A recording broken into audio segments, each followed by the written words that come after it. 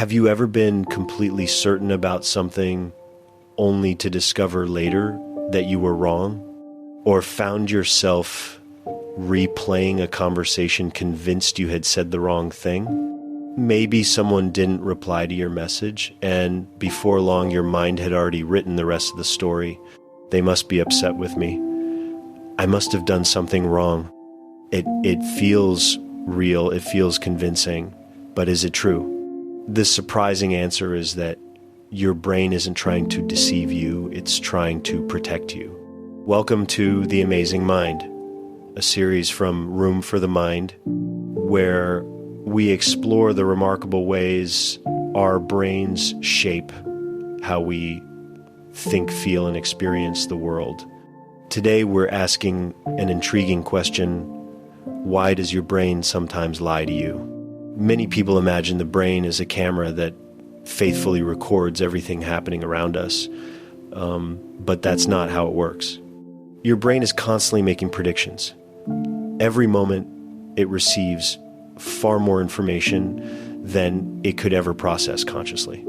To keep up, it relies on past experiences, patterns, and expectations to build its best understanding of what's happening. Most of the time, this works beautifully.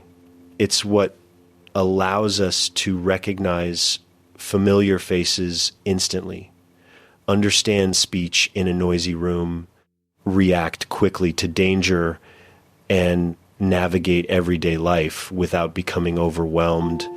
But every shortcut comes with a trade-off.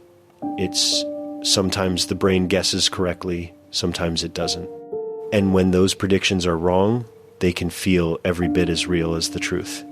Psychologists call these mental shortcuts heuristics. They're one of the brain's greatest strengths. Without them, even simple decisions would take enormous effort. But occasionally these shortcuts become cognitive biases, predictable patterns of thinking that quietly distort the way we interpret the world. Imagine receiving only part of a story. Rather than waiting for the missing pieces, your brain often fills them in automatically. Not because it's careless, because it's efficient. The challenge is that efficiency isn't always accuracy. Sometimes what feels like certainty is simply your brain completing an unfinished picture. These mental shortcuts affect everyone: students, parents, teachers, scientists, even physicians making life-changing decisions. Research has shown that cognitive biases contribute to many medical diagnostic errors, not because doctors lack knowledge, but because every human brain relies on the same mental shortcuts. One common example is anchoring. We place too much weight on the first information we receive. Another is premature closure. We believe we've found the answer before considering every possibility. These aren't signs of weakness. They're reminders that our minds naturally prefer quick answers over uncertainty. These shortcuts become even stronger when we're anxious, overwhelmed, exhausted, or under pressure. In those moments, the brain shifts toward fast automatic thinking.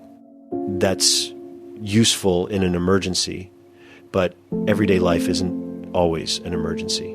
Yet, our brains often respond as though uncertainty itself is a threat. That's why overthinking can feel so convincing. The more anxious we become, the more certain our thoughts begin to sound, not because they're true, but because our brain is trying to keep us safe. The encouraging news is that we don't have to believe every thought our minds produce.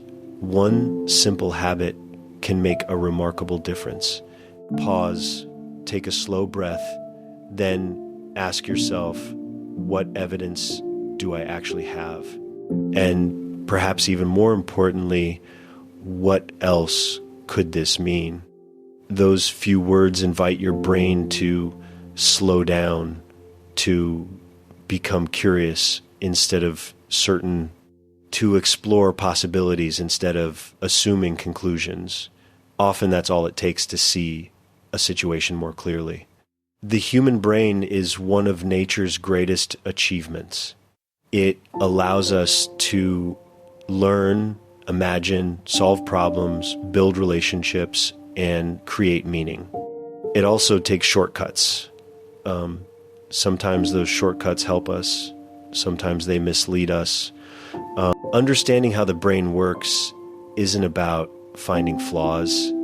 It's about discovering how remarkable it really is and learning to work with it rather than against it.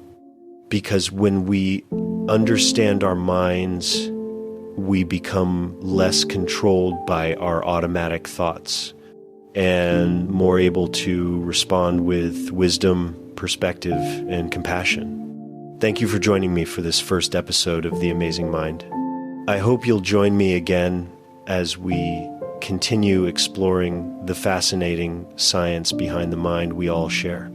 Until next time, take good care of your mind